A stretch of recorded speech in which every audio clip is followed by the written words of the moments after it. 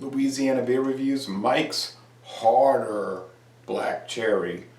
Warning, Mike's Harder contains alcohol, 8% alcohol in this 16-ounce can. Premium malt beverage.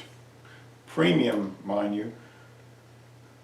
With natural flavors and certified colors. Okay, well, if they say artificial flavor, I don't buy them. But if it's natural, I'm a nature lover, so okay. Black cherry flavored ale, says it right there on the can. I was looking for that earlier. Flavored ale, that's what it is. What type of malt beverage? Ale, and it's flavored. All right. It's canned across the United States, different places. It's owned by Mike's Hard Lemonade Company, privately owned company. All right, got a black tab. Bought this at Pilot service station, gas station, convenience store on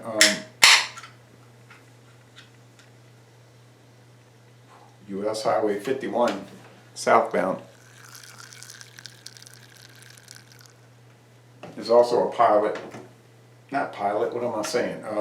Circle K. There is a Pilot, they don't have much selection. Circle K. And then there's a Circle K's on the northbound side of the road, but there's also a Circle K on Louisiana Highway 3188 around here. They have the same stuff, just depending on which one you want to drive to. That is very dark, cherry colored. It looks like, well, it fizz right away, so you can forget the fizziness. You could hear it fizzing in the can. And it's left very dark, semi-clear,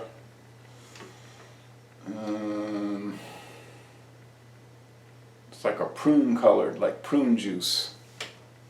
Okay. But I've never had dark cherry juice, so I don't know what that would look like.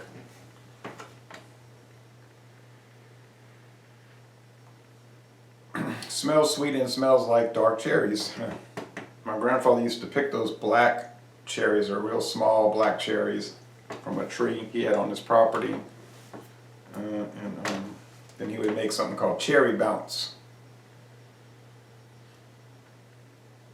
He put them in a big vat and seal it up real tight for many months. But he would age it on vodka. I don't remember the vodka. Taka probably. Or Fleischmann, something like that. All right. So it smells nice. It does smell like black cherries.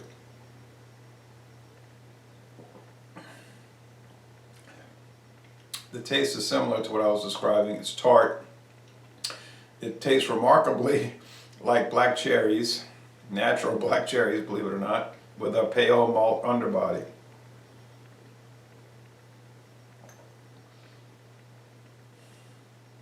It's not overly sugary.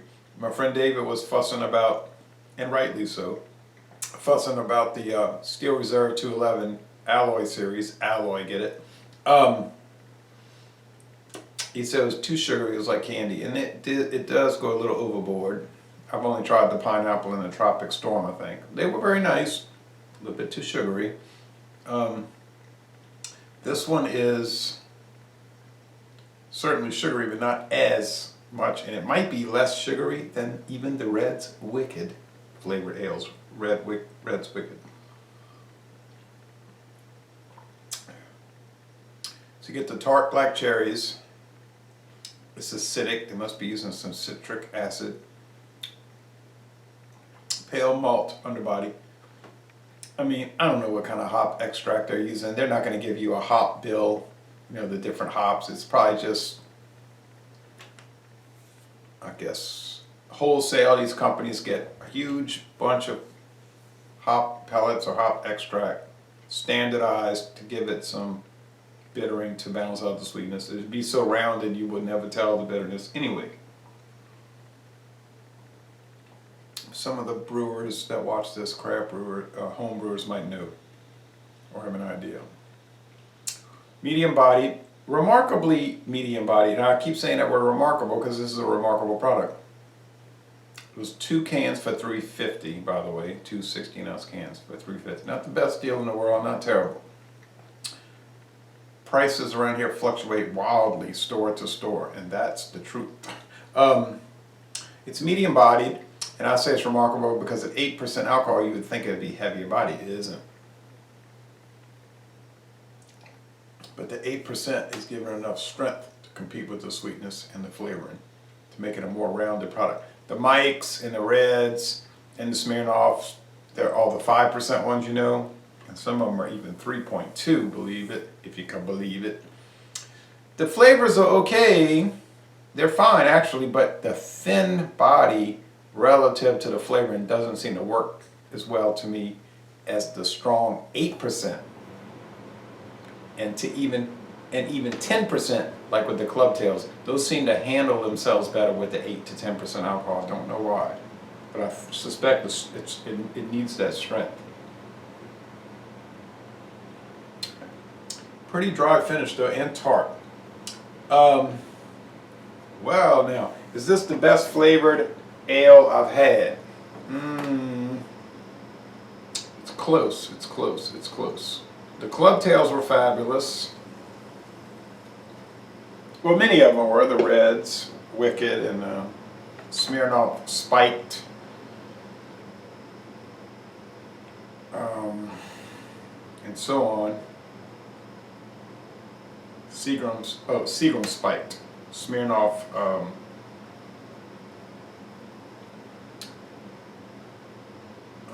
Ice Smash. Yeah. Those are really good too, Smirnoff Ice Smash. But this one here is really dynamite. So if you could deal with the dark cherry, the almost prune juice, it doesn't smell like it, it just looks like it, and all of that, I think you're going to really like it if you're into the flavored ales or lagers, whatever. But you notice most of them will say flavored ale. Maybe some chemistry reason, maybe for some chemistry reason, ale will take on the flavor better than lager. Maybe that's why Red started doing that back in 1996. This I do not know, but it seems to make sense. So I'm going to score it for what it is, and I have to review a beer for what it is, right? If I drink a chocolate stout, I'm not going to review it as a light lager. I'm going to review it as a chocolate stout. I think we understand it. So as a flavored ale from the United States of America, which is largely gluten-free. It is not totally gluten-free. It's gluten-reduced by the processing to get the beer down to a colorless, odorless base, similar to vodka. I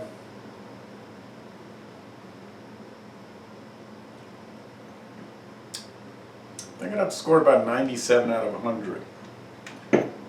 Is that something I run to buy? No, except to review. You say, yeah, but you review them all the time. That's the only time I ever drink them, is when I'm reviewing them all the time. All right, so aside from that, I never drink these things. So anyway, Les Le Bon Ton Relais, a dynamite product, and I'm very surprised actually. I was expecting to be,